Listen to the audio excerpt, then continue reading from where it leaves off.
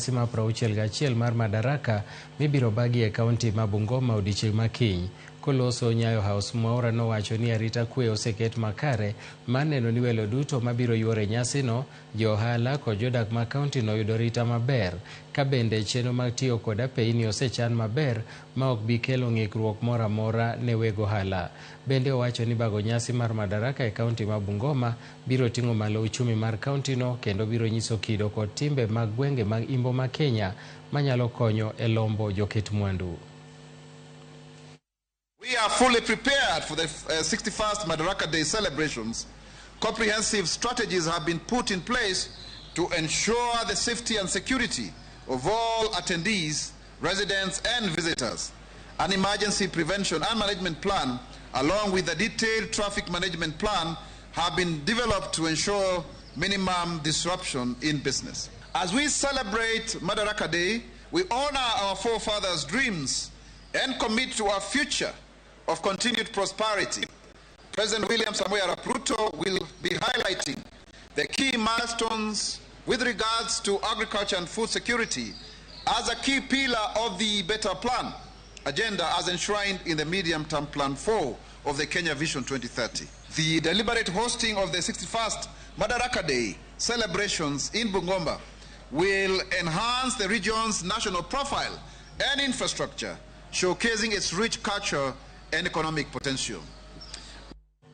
Ondamo mar adek mar yiero mar kor gwenge mag duond bura mar UDA kaunti ma Homa Bay nochakore e yono makare ka chung'od buche mopogore, kendo jotelo man kanyo ne ok onyiso ywaruok mosebedo ka nene duond buch siasa no. Kanoloso Ndiru Kagan, manen gavana ma Nairobi Dr. Evans Kidero, ne okwedo weche gavana ma Nairobi Johnson Sakaja, kowacho ni wechego medo mana kelo pogruok e duond buch siasa no, kendo jiwo Sakaja mondo mi oling' mos mondo yiero timre yo makare. Yiero mamoko ne timore Oyugis, Homa Bay gi Karachuonyo.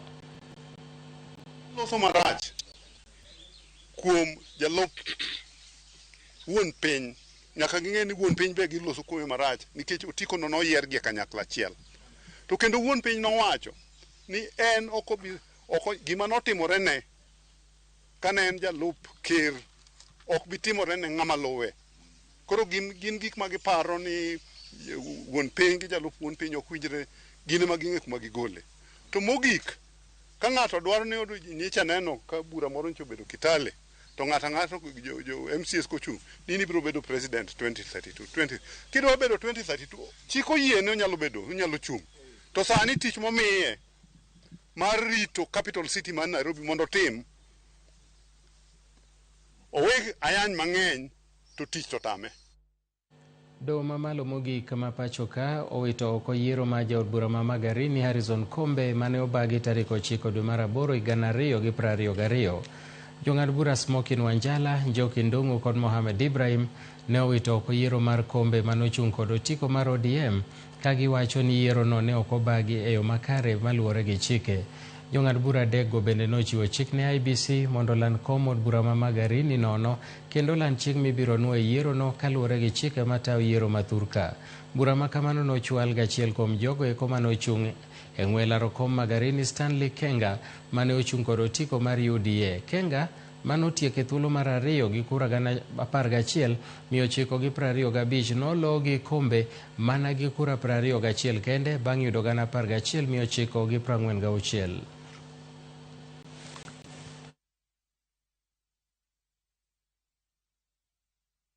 Jata tije kaduol mar governors e pacho ka Mary Mwiti sani dwaro ni mondo mi counties duto one ni jotije gi ochule bwo payroll monywando nonro gi duto. Mwiti nowacho ni chik ok oyie mondo mi ochul jotich nyaluo, ka bende owacho ni mane yo mapod itiyo godo gi counties moko. Nowacho ni janon buge mag omenda osebedo ka kawo kinde mathoth kaluwore gi payroll ma kamago michwalo gi sirkande mag counties, kamano bende kelo deko ne chudo mag jotich. Noloso e romo mar 4 manokelo kanyakla jochung' mago mochung' ne ndiko ji e tije counties kaachiel gi jogo maloso obok mag chudo mong'ere kaka payroll managers. Then the first... I want to speak about the wage bill. I was part of a steering committee that was charged with the responsibility of organizing the wage bill, and I want to confirm that it was one of the biggest successes. The wage bill in terms of the action, the Council of Governors as an action and the counties on what needs to be done so that we bring down the wage bill. And the reason as well we convene this is to pass the resolution of the wage bill to the people that are seated here who will be charged with the responsibility of implementing the same. I do not want to water down the discussions, but I believe we had actually 4 resolutions that were directly for the counties, and those other resolutions have actually a link with the county governments. And that's why there has to be a clarity in terms of understanding of what needs to be done so that we can partake of the same. But in doing the same, Your Excellency, we brought up the issue that county governments are still growing and there has to be room for advancement in terms of equity, in terms of the skills that are required. And for that reason, I think this will be a discussion that will find its way into this meeting to see how, as we balance this, because it's a delicate balance, then how do we not jeopardize the operations of the counties. We want to confirm in our county, when we came in, we found about 1,200 casuals who are being paid outside payroll. But over the last few months, we fought, we did our best, together with the support by the CAC, Public Service, together with HR. We are now at zero. Achiedh nade pod medo kwako ten sikul Nyali Primary e kaunti ma Mombasa kaluwore gi ywaruok madhi nyime kind kweth ariyo malaro tend board ma sikulno. En ywaruok mikoni osekelo nyaka pogruok e kind jonyuol mani koda nyithindo e sikulno bang' moko kuom jonyuol yiero board machielo ka giseyo mano mokwongo kuom rocho moko kuom chike matayogi. Ne ochuno jaod bura ma Nyali Mohamed Ali, jogo manie sekta ma somo kaachiel gi jotend arita bago romo matemo thego lweny manitiere kind kweth ariyogo bang' yangore ni lwenyno rocho nyaka chenro mag somo. Mpya inaanza kazi rasmi kule kotini. Tutamaliza hiyo kesi kwa sababu ni mazungumzo na maelewano yamebakia sasa, kwa sababu watu wote tumeelewana kwa kauli moja that we first put the interest of the children first. We should not be fighting for position. We should not be fighting on who should do A, B, C, D. No. The interest of the children is a priority. Ongea, tumekaa huko ndani na tunashukuru kila mtu. Wale wamekuja ile bodi ya zamani, wale hata hawako pande yoyote, the neutral ones. Ile kitu muhimu hapa ni masomo tu ya watoto. Hatuna shughuli nyingine sisi, hatuna nia nyingine, hatupendelei mtu yeyote, kuwe na heshima. Kuna wale nasikia hata wanaandika kwa ukuta ati sijui jaji amekula pesa, sijui nini. Tukuwe na heshima tafadhali. Sekta mar jua kali mambo leo showground kaachiel gi johand bepe gi loche ma kuoyo kata trucks e boma ma Kisumo ibiro dar kitere alwora ma Kibos mabiro bedo kaka industrial area ma Kisumo. Magino yangi kod maneja mar boma no Abala Wanga manolero ni chenro magin godo manyien machano boma ma Kisumo e rang'iny mowinjore e lokruok ma kamago ma bende oko wedhe kaka Dunga nyaka mamoko. Abala nomedo ni kuonde dak kaka Tomboya, Moscow kod Manyata Arabs ibiro genye lony manyasani mondo bi gichopie rang'iny ma kuonde dak mowinjore obede chuny boma. Bende nolero ni kuonde dak kaka Ondiek ibiro gol oko kendo Kondele biro bedo kama ohala dhi e nyime seche 24 kowacho ni mondo mi mano timre nyaka tim lokruok. Under development control, we are going to focus on architectural designs. Nyerere Road is still not clean in Kisumu. We hope under the new growth zone to transfer Juakali sector to Kibots, which is now going to be industrial area. We hope to deal with the clean, dirty estates like Manyata Arabs. We need to urban regenerate Moscow estate, upgrade Tomboya, those are very good estates. Bus stage, we'll need to only have the Jubilee shopping mall there, crossing to the old district hostel, which I requested my governor we should relocate it, but he said, no, we can't, because it serves major parts of Kisumu, but we can upgrade it to a CBD standard. We have the Kondele area, which should be a 24-hour area. You can do whatever you want, any business, any time of the day and night. So we need to convert it. but still it's not so clean, it's dirty. We need to make the surrounding look beautiful. So it means that all those people selling timbers there, trucks, should be in Kibos near the industrial park. Milimani, we have said development cannot go beyond 4 floors. Don't go doing skyscrapers in Milimani. That is our diplomatic estate. Onge mar kuonde reso nyithindo moroch ratichgi kata rescue centers e kaunti ma Siaya en achiel kuom gigo mosenyayo tim makochno e kauntino machuno nyithindo makamago mar medo dak e mier ma jogo marocho ratichgi nitie. MCS ma wakeini e kauntino e bwo mabul ma Siaya Women Caucus akoro kwayo tend od burano mondo kal paro mar chik mar kedo gi lweny kit chwech mageto neno ni kauntino bende obedo kod kuonde reso nyithindo makamago. Jotelogo nokwedo mokalo lipode mag nyithindo moroch ratichgi ma giwacho ni medore piny maru e alworano ka gidwaro ni mondo mi oresgi e yo mowinjore. Nyithindo gieki iyudoga ni perpetrators motimo negi timbe maricho gieki oketo gi matek monyiso gi ni kiyawo dhogi to wanegi mokitang'o negi pala.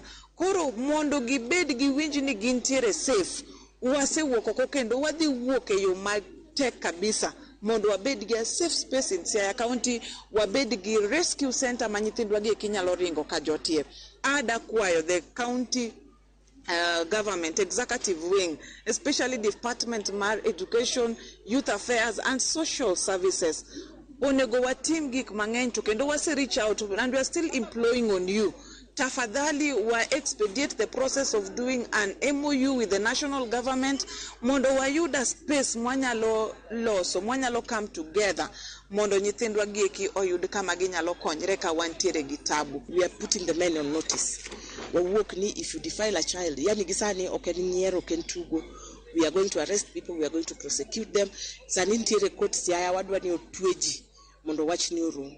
E thuolo mantiere sani ni wan oko kabisa kendo wa create awareness, watemo nyisogi kod kaachiel gi jonyuolgi e barasa. Nyithindo waromo e skul kaka sani wan skul ni waromo e buche mopogore opogore kuloso gi jonyuol e kekore bed ni irito ngima nyithindogo ma mondo kik bed ka gidonje atari machalo kaka mano. Sirikal mamalo kokalo migawo mar thieth chano mar chako puonjo weche mag nyodo marien okang' mar yawo dhoudi ne rowere e yudo kony kod puonj motenore kod nyodo. Martin Mburu, ma en jata tije maduong' e migawo mar thieth bade mang'iyo weche mag nyodo, owacho ni gitemo machwalo ote mag weche nyodo e kind rowere ma gibiro tiyo godo e chwalo puonj makonyo ngima rowere e pacho ka. Magi ne gitimo e kauntis ma Siaya, Garissa, Mombasa kod Nairobi mokwongo kapok ochwale e kauntis mamoko ma pacho ka.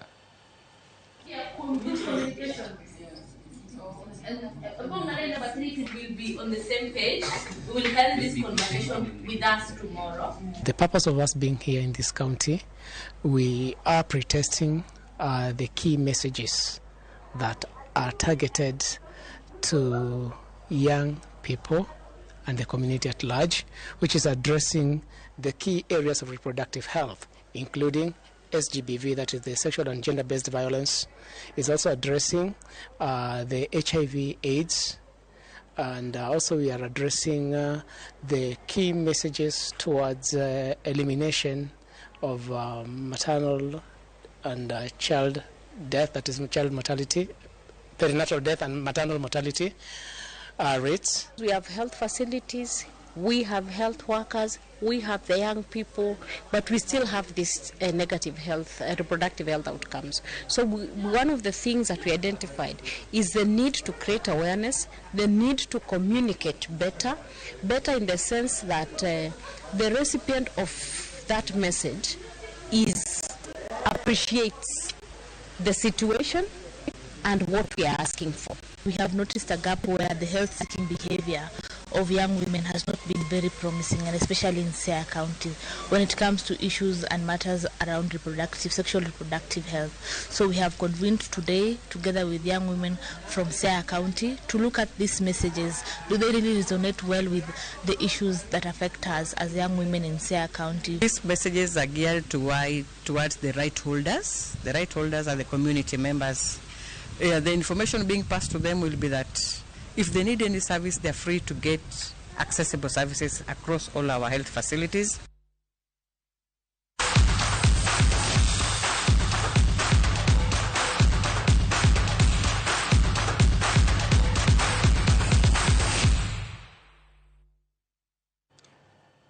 E weche mag tuke